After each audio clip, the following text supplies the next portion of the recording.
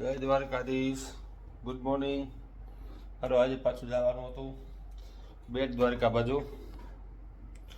ચા પીને થઈ ગયા આપણે રેડી. જય દ્વારકાધીશ બધાને. અને નીકળી ગયા વાડીએ માણસોને લેવા માટે જવાનું હતું દ્વારકા, બેટ દ્વારકા, ગોપી તળાવ, નાગેશ્વર આ બધું જવા માટે. તો આપણે એની વાડીએથી ભોગાત ગામની વાડીમાંથી લઈ અને આવી ગયા સીધા મડોલી ભોગાત. ત્યાંથી સીધો આપણે હાઈવે પકડી લીધો દ્વારકા જવા માટેનો.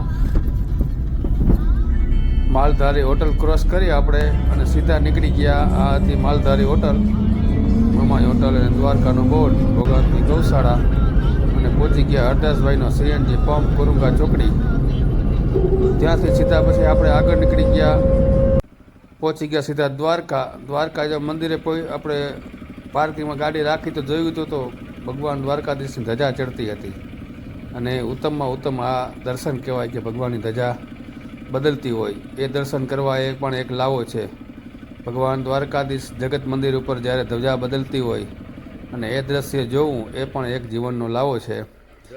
ધજાજીના દર્શન કરી અને પછી માણસો સીધા બીજા વયા ગયા દર્શન કરવા માટે. અને મેં ગાડી પાર્કિંગ રાખી અને હું ત્યાં બેઠો હતો ગોમતીજી ઘાટ ઉપર. તો તે ગોમતીજી ઘાટ ઉપર કેવા કેવા દ્રશ્યો, કેમ્બલ સવારી, બાઇક સવારી એ બધું આપણને બતાવું. એક ધજા જ્યાં ચડી ગઈ હતી ત્યાં તો બીજી ધજાની પણ તૈયારી થવા માંડી હતી. અને આ બાજુથી બધા શ્રદ્ધાળુઓ, કારણ કે સવારનો પોર હતો, સવારે હજી તો 5-6નો ટાઈમ હતો, સોરી 7-8 વાગ્યાનો ટાઈમ હતો.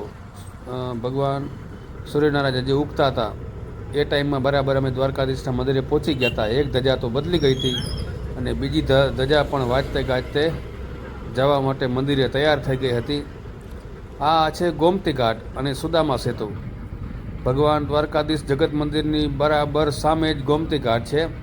ત્યાં અનેક શ્રદ્ધાળુઓ સવારમાં કોઈ સ્નાન કરે છે, કોઈ કેમલની સવારી કરે છે, કોઈ ફોટો પાડે છે, કોઈ સેલ્ફી લે છે અને કોઈ સુદામા સેતુ પાસે જઈ અને ત્યાં ફોટા પડાવે છે. કોઈ આ રીતે બહારથી જે યાત્રાળુઓ આવે છે એ આપણા રબારીભાઈ જે સાંઢિયા એટલે ઊંટ સવારી કરાવે છે ત્યાં. અને કોઈ આ મંદિરની બાજુમાં જઈ અને ફોટા પડાવે છે. 52 ગજની ધજા ભગવાન દ્વારકાધીશ જગત મંદિર ઉપર ફરકે છે. અને આ છે આખો આપણો સુદામા સેતુ, જે હાલ ટેમ્પરરી બંધ છે પણ હવે ટૂંક સમયમાં પાછો નવો શરૂ થવાનો છે. અને આ કહે છે કે નેકી કરે ને દરિયામાં ડાલ. જે બહારથી જે બધા શ્રદ્ધાળુઓ આવ્યા હોય છે એ પોતપોતાની આસ્થા પ્રમાણે કોઈ આવા મમરા અને આ પક્ષીઓને કોઈ સિંગ એવું બધું કોઈ ખવડાવે છે. આ જે યાત્રાળુઓ છે ભગવાન પોતાની આસ્થા અને ભાવથી આ ગોમતીજીમાં ડૂબકી મારે છે. અને કોઈ આ માછલીઓને દાણા નાખે છે, કોઈ દીપ પ્રગટાવે છે. આ જો એક હારે હજારો પક્ષીઓ જે શ્રદ્ધાળુઓ ગોમતીજીમાં જે ગાંઠિયા અને મમરા એવું બધું જે પ્રસાદી રૂપે દરિયામાં નાખે છે. કોઈ આ માછલીને લોટ નાખે છે, કોઈ આ રીતે દીવા પ્રગટાવે છે. આ રીતે આવેલા બધા શ્રદ્ધાળુઓ પોતપોતાની આસ્થા પ્રમાણે આ માછલીઓને લોટ નાખે છે.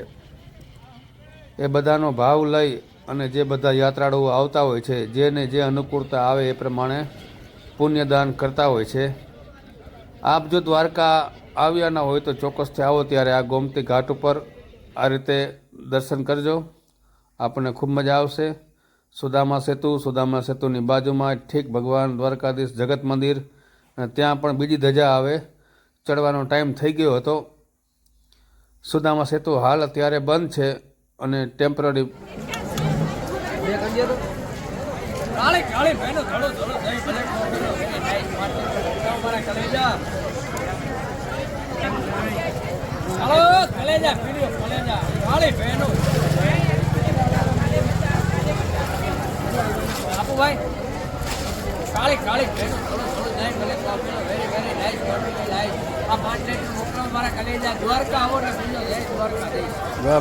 અમારા દ્વારકાના માલધારી ભાઈ, જે એની વેચવાની સ્ટાઇલ એક અલગ છે. આપણે દ્વારકાધીશના દર્શન કરી અને પછી પૌવાજીનો નાસ્તો કરી અને નીકળી ગયા આપણે બેટ દ્વારકા જવા માટે. આ છે આપણો ઇસ્કોન ગેટ. ઇસ્કોન ગેટથી એક રસ્તો સીધો જાય બસ સ્ટેન્ડ બાજુ અને એક રસ્તો સીધો જાય નાગેશ્વર બાજુ આપણે સીધા બસ સ્ટેન્ડવાળા હાઈવે રૂક્ષ્મણીજીના મંદિરે દર્શન કરવા નીકળી ગયા. કારણ કે દ્વારકાજી દર્શન આપણે આવીએ જો માં રૂક્ષ્મણીના દર્શન ન કરીએ તો આપણી યાત્રા અધૂરી ગણાય. એટલે મારી હારે જે પેસેન્જર હતા એમને મેં રૂક્ષ્મણીજીના દર્શન, ત્યારે તો મંદિર બંધ હતું એટલે મેં બહારથી ધજાના દર્શન કરાવી.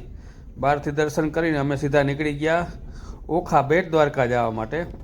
બેટ દ્વારકા જવા માટે આપણો જે રસ્તામાં આવે છે શિવરાજપુર બીચ, તો ત્યાં અમે ગયા શિવરાજપુર બીચે, પણ ત્યાં તો હાલ ટેમ્પરરી બંધ હતું અને સીધા પહોંચી ગયા બેટ દ્વારકા.